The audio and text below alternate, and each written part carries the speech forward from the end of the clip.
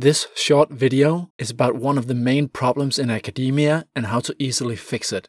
I think that academia sucks, and it's not important who I am or what my credentials are because I'm not the only one. Elon Musk doesn't need any introduction, and he dropped out of his PhD study at Stanford University after only 2 days because he knew how rare it is that academic research is used for anything in the real world. Instead, he started some internet companies, one of which was PayPal, and one of the co-founders there was Peter Thiel, and he likes to make fun of how the battles in academia are so ferocious because the stakes are so small. He has also attacked academia in several other ways, and he has likened too much academic education to brainwashing. Teller is the captain of moonshots at Google X, and if you watch some of the videos on YouTube with him, whenever he gets a question about academia, I get the clear impression that he is very disappointed in academia because academia really should produce more value to the world. I have watched many videos with Teller, and I seem to recall him saying that if he could do his life over, he might not have done his PhD because he felt that he put a lot more into it than he got out of it. I believe that the problem with academia is very easy to identify and that there is a very simple solution.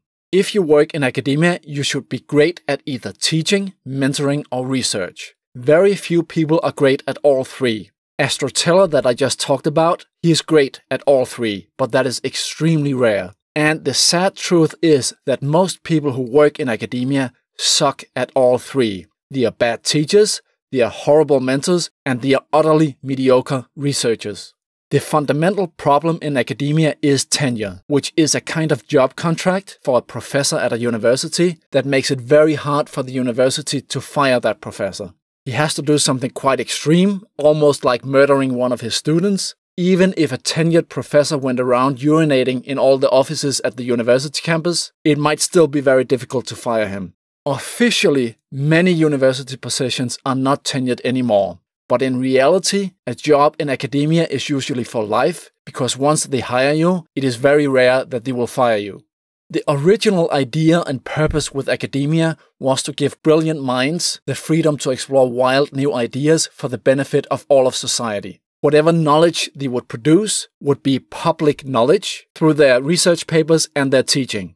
But what has happened is actually the opposite. And instead, these officially or unofficially tenured positions has created a new form of aristocracy, where the faculty thinks that the university exists for their sake, instead of it being a great privilege to work there. And I cannot tell you how many psychopathic, narcissistic professors I have met. Now, the solution is very simple. All positions in academia should be time limited. For example, it could be that when you are hired in a position in academia, it is on a 2-year contract.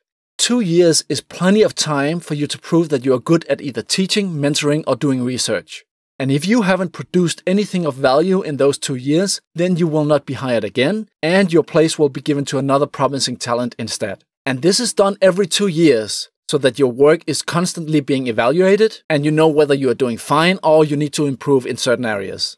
There would be many benefits to this, because this process would naturally replace people who are not contributing anything of value, while continually giving opportunities to new people. And people who do get a 2-year contract, they will automatically try harder to be great teachers or great mentors or great researchers so that they can renew their contract. And because the contracts are fairly short, this means that many positions must be filled each year so the university can take more chances on their new hires. It also means that people who do work in academia have a strong incentive to foster relationships with industry so that they know what is valuable and what is needed in the real world so that they can direct their research accordingly. And they will also foster these relationships with industry because it will be easier for them to get a new job if the academic contract is not renewed. And this would be a win-win situation for everyone, except those people in academia who do not contribute anything, and therefore do not deserve the privilege of working in academia.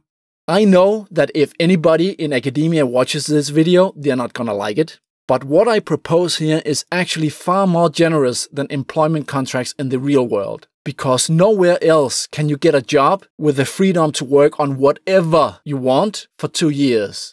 Even at Google X, you would not be allowed to work at something completely useless. So why should people in academia enjoy that privilege if they don't deserve it? I do acknowledge that some people have made so incredibly valuable contributions that it could earn them a lifelong contract in academia. But this is a privilege which must be earned and not given to everyone who gets lucky and happens to land a cushy job in academia. The standard should be time-limited contracts for everyone, and it's a very special case if you get a lifelong contract. I believe that if a university would implement something like this, then they would probably experience a 10-time improvement in teaching, mentoring, and research quality over just a decade. And if just one university succeeds in doing this, then the other universities would be forced to change as well in order to stay competitive and relevant. Before you made any snarky comments about that I'm just trying to game or change the system so that I also can get a nice cushy little job with no expectations in academia, let me say that personally I have zero hope that any university will change like this. So I predict that in 10 years you will be able to get a better education on the internet than most universities can offer. We are seeing the early stages of that now, and the quality of the educations you can get on the internet will grow exponentially over the next 10 years or 20 years. Furthermore, we will also see that more and more groundbreaking research will be done by companies instead of universities. We already see a lot of that.